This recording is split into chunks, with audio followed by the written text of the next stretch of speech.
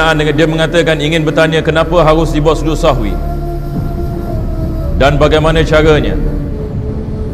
Soalan yang menanyakan tentang sujud sahwi.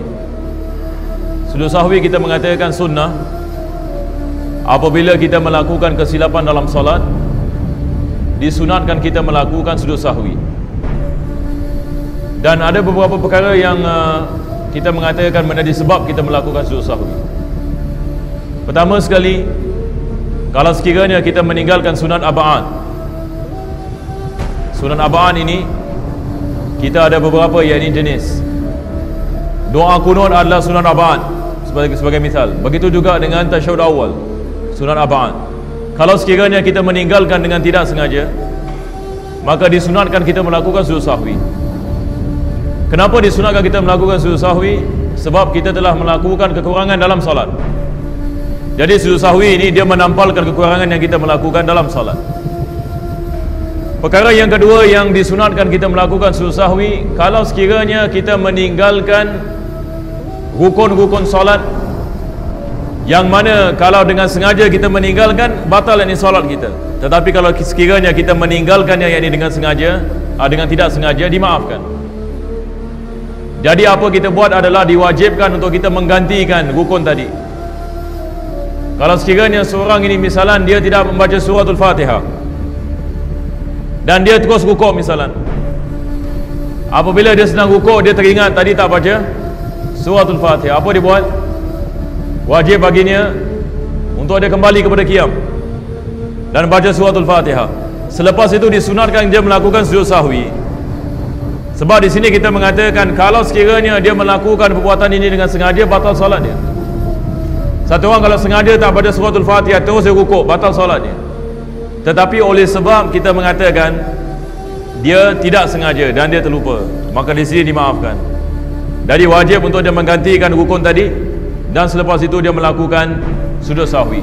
Jadi yang jenis yang kedua ini kita mengatakan tiap-tiap perkara yang mana dia membatalkan salat kalau dilakukan dengan sengaja, kalau kita melakukan dengan tidak sengaja, yang ini perkara tadi, maka dimaafkan dan diwajibkan bagi kita untuk menggantikannya dan disunatkan bagi kita untuk kita melakukan sujud sahwi. Jadi apa saja yang membatalkan salat, misalnya satu orang sembahyang 5 rakaat misalnya, dia bangun yang ini kepada rakaat yang kelima, dia menyangkakan ini rakaat yang keempat. Selepas itu yang ini dia teringat ini sebenarnya rakaat yang kelima. Apa dia buat? Dia turun balik, dia tinggalkan. Adakah disunatkan dia lakukan sujud sahwi? Kita mengatakan disunatkan dia melakukan sujud sahwi. Kenapa? Sebab perkara seperti ini kalau dia sengaja melakukannya, batal salat dia. Tetapi dia melakukannya dengan tidak sengaja, dimaafkan. Dan disunatkan dia melakukan sujud sahwi, dan sujud sahwi dapat menampalkan kekurangan yang dia telah melakukan. Jadi ini adalah daripada prinsip yang penting sekali kita nak faham ini berkenaan sujud sahwi. Kalau kita tidak faham ini prinsip ini, kita tidak akan faham bab sujud sahwi. Prinsipnya adalah, lagi sekali saya mengatakan, melakukan ataupun meninggalkan satu perkara yang mana kalau kita melakukannya dengan sengaja, ia akan membatalkan salat. Tetapi kalau ia dilakukan dengan tidak sengaja, disunatkan kita melakukan sujud sahwi selepas ini. Dengan syarat bagi perkara-perkara yang kita meninggalkan, diwajibkan kita menggantikan. Diwajibkan kita menggantikan. Adapun bagi perkara yang kita menambahkan, tidak kita mengganti apa-apa, cuma kita melakukan sujud sahwi saja. Seperti tadi misalnya ni seorang bangun pada rakaat yang kelima misalnya, dia menambah yang ni rakaat. Kalau dia melakukan dengan sengaja, batal ke tidak salatnya? Salatnya batal. Tetapi di sini kita mengatakan wajib baginya untuk terus ini duduk bagi tasyahud akhir dan disunatkan baginya melakukan sujud sahwi.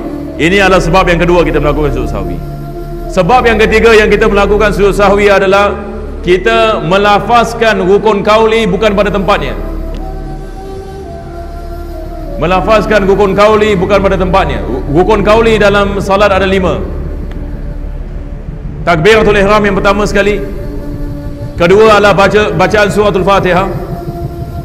Ketiga adalah selawat atas Nabi sallallahu alaihi wasallam dalam tasyahud akhir. Keempat adalah tasyahud yang itu sendiri. Kelima adalah salam. Lagi sekali ini, pertama sekali takbiratul ihram. Kedua adalah membaca suratul Fatihah. Ketiga adalah tasyahud akhir, afwan. Kita ikut tertib ini. Ketiga adalah tasyahud akhir. Keempat adalah selawat atas Nabi SAW dalam tasyahud akhir. Dan kelima adalah salam yang pertama. Ini adalah rukun qauli kita mengatakan, yang mana wajib untuk kita melafazkannya dalam salat. Kalau sekiranya kita membaca rukun qauli bukan pada tempatnya, sebagai misal, satu orang misalan dia tengah rukuk, dia baca suratul Fatihah. Fatihah ini dibaca yang ini pada waktu qiyam, tetapi dia terlupa misalan. Dan ini kadang-kadang boleh berlaku. Kadang-kadang kita dalam tasyahud baca Fatihah, kadang-kadang ini kita naik Allahu Akbar, kita bukan baca Fatihah, baca tasyahud pula, terbalik pula. Jadi perkara seperti ini ia boleh berlaku. Maksudnya kita melakukan rukun qauli bukan pada tempatnya. Kalau sekiranya ini berlaku, maka disunatkan kita melakukan sujud sahwi. Jadi ini adalah daripada perkara yang agak susah kalau sekiranya kita melakukan solat jamaah. Kadang-kadang imam solat zuhur dan asar dia buat macam gini, terlupa misalan. Dia bangun yang ini daripada tasyahud awal misalan, terus yang ini dia baca tasyahud akhir pula. Jadi tapi makmum tak tahu. Jadi imam yang ini sebelum yang ini salam, dia buat sujud sahwi. Makmum kat belakang dengan fikir, ni apa imam dah salah ni sekarang. Kita pun tak tahu, seolah-olah solatnya semua sah. 4 rakaat yang ini rukuk, sujud, semua bagus gini, tapi dia lakukan sujud sahwi. Apa kita buat? Diwajibkan bagi makmum melakukan sujud sahwi, sebab kita tak mengetahui apa yang ini perkara yang tersilap ini oleh imam. Mungkin yang ini dia baca yang ini rukun qauli bukan pada tempatnya, yang kita tak tahu. Jadi bila dia melakukan sujud sahwi, maka diwajibkan kita melakukan sujud sahwi. Jadi ini 3 perkara adalah sebab kita melakukan sujud sahwi. Kalau kita hafal ini 3 perkara ini, alhamdulillah ia akan memudahkan kita untuk faham bab sujud sahwi. Baik.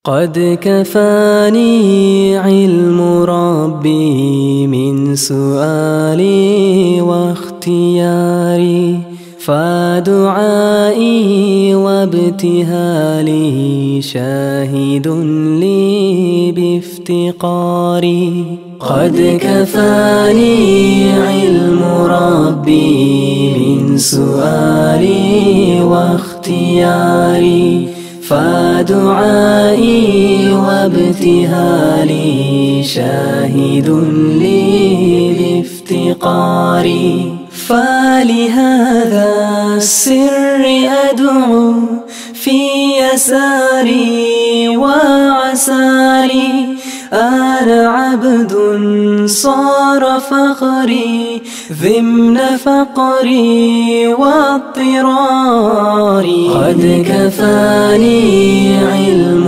ربي من سؤالي واختياري فدعائي وابتهالي شاهد لي بافتقاري